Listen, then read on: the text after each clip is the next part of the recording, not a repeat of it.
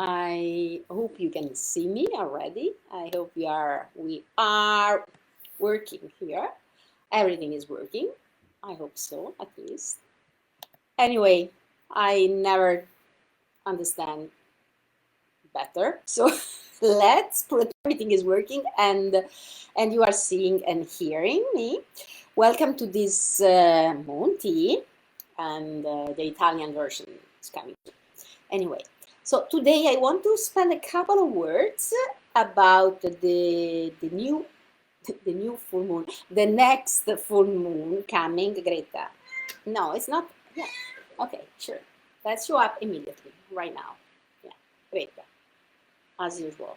So I'm fighting a bit with the camera frame. Today it goes like this. I don't know.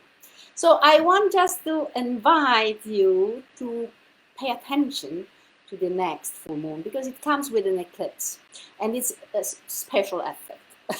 It's a bit more than a normal full moon. It's not because there is a dragon eating the moon or the sun. It depends. You know that in many traditions, this is what is going on according to the tradition. But it's true that it's like bringing a bit of darkness into the light. Usually we think of bringing the light into the darkness, but when an eclipse occurs, it's like the darkness peeks a bit into the light. And this is an invitation to look deeper, to go a bit deeper, especially when the full moon happens on the axis Scorpio Taurus. So the sun is still in Scorpio. Yeah, I know you want to stay there. So just be quiet. So the sun is still Scorpio. It will happen on Saturday. So the sun is still Scorpio and the moon will be in Taurus. In this axis is it's about nourishment. Um, it's about resources. Those resources we own. Those resources we inherit. Those resources that belongs really to us. And sometimes it's not so easy to understand what is that belongs really, really to us, So yeah, it's about investigating a bit and reflecting a bit about what is really deep inside that we own. We really, because we identify ourselves with many, many, many things. And some of those things, they belong to us, and other things, maybe not. Some things with which we identify ourselves are things that we learn, we inherit sometimes, like teachings, like beliefs. And it's not easy sometimes to distinguish what is that really belongs to us and what is that maybe it belongs to us but just on the surface. What is the fruit of our adaptation? Because we are adaptable, and that's a resource, of course. And sometimes we forget who we are because we adapt so well to the circumstances. So just imagine, what if there was a kind of core, really, your essence, that would be always with you. It doesn't matter how many times you go through a kind of rebirth. Rebirth maybe in this life. I'm not necessarily speaking about other lives, but maybe, who knows? You know that I like to play a bit. I like to ask questions. It's not about one truth. Our moon teas are about opening our mind to possibilities, to a multiverse of possibilities. So, but what is that you think it belongs really, really, really to you whenever whatever, doesn't matter what happens in your life.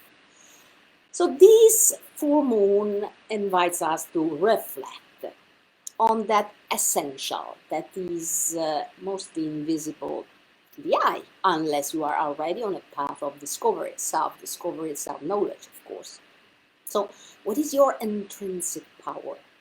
What is that belongs really to you and something that is part of your essence, it's not just of your dresses for this mundane life. So it's again, I provoke.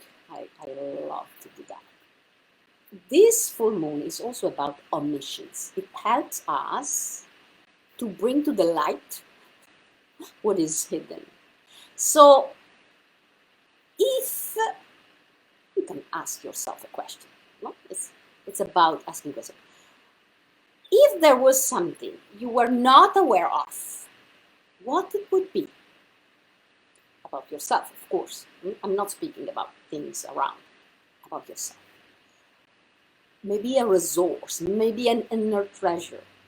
Or if there was a blind spot, something that you never saw, what it would be? Just ask to the moon. Ask to yourself. Play a bit with this. Maybe there is a source, a hidden source of energy within that you never explored. Or something that you judged wrong because it doesn't belong to the system of your beliefs, your belief system. I give you an example. Sometimes we judge aspects of our personality like, I don't like this. Sometimes there are conflicts among all the parts living. we have different parts of ourselves. Sometimes we confuse a bit our essence with our ego. It's easy. It's so easy to confuse that. When I started very young, this is the example I want to do.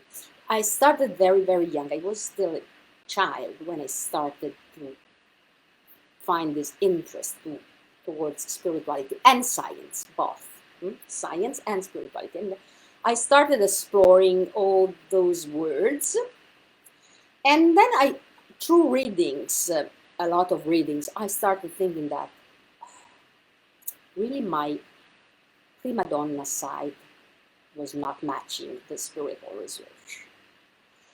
Because I felt like, I am an artist, I'm also a performing artist. And I felt like, maybe with this, I'm so interested in everything esoteric and spiritual and this and that. This part that wants to show up is just my ego. Then many years later, I met a spiritual master. And I understood that maybe I was completely wrong. What if my spiritual side was my ego and the performing side was my nature? Because I am kind of like this, like Greta. And so I started doubting of what is my essence and what is my ego. And then I heard a speech from him. And he was speaking about the ego, but he was not saying like, kill your ego. I'm looking at Greta. She show as it's like she embody a part of my ego, of course. Which one I still don't know. Anyway, doesn't matter. So in this speech, he was saying that our ego is not to be killed. It's like a horse. If you have a horse, you have the horse because it helps you to move faster on your path. And so you have to acknowledge that this is your vehicle. This is a tool. Well, a horse. It's not just a tool. It's not like a car. So you have to keep it in a good health. You have to take care. You have to nourish. You have to, the horses. I don't know the word in English, to keep them clean. And make them feel good, your horses, right? But then you have to tame the horse. It's like you ride the horse. The horse is a tool, and you drive. You decide where you want to go. You use it, because this is the point. You have an ego, and you use it. You don't have to kill it. You know, you acknowledge, you distinguish. Mm? And if your horse wants to just to go around, no, no, no, no, no. This is the destination, this is the path, there, horse, stay on the path, and let's go. Oh, and this was a new perspective. And then I stopped judging, because I was judging a part of myself, pushing it like back, and it's like, no, no, no, don't interfere with my spiritual path. And then I understood, well, if this is my ego, performing ego, I can use it, definitely, just to have, to make things a bit lighter when I teach, for example. Who knows, really, what is the ego and what is the essence? Well, we can work on ourselves to understand. This is what I do with my clients and students. We work together to understand what is our potential, what we can do with this. And there are many, many, many things we can do with this. But the most important thing is don't judge. Just acknowledge your resources. Because maybe you are judging something like wrong, but it can turn into something useful for you and for your path. This is the invitation that this full moon coming soon is spreading around. Go look at those things that you judge that are not appropriate. Bring them a little bit on under the light of the eclipses. That is not really a light. It's a kind of light with a bit of darkness. And acknowledge that sometimes we just judge things because we don't know really how to use those things, those aspects of ourselves. But when we start thinking about our ego like an instrument, then maybe we can find a different level of integration. And also those aspects of our personality that we didn't like before, maybe we can find a job for them. And maybe they can become like fuel, supporting us on our path. Okay.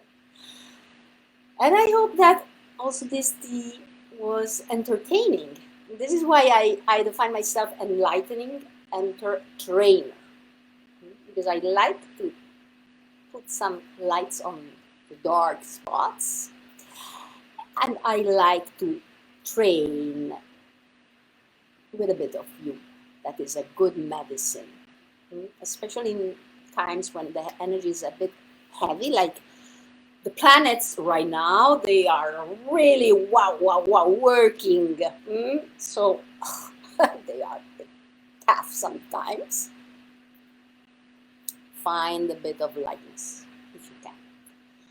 Breathe and just dusting yourself. Sometimes it's helpful, like when you dust. Well, sometimes so this can be helpful to bring a little bit of lightness. Thank you so much. Thank you for watching now. Thank you for watching later. I hope I can find the button to stop it right now. Okay, yes, I found it. Again, see you next time. Thank you. Bye.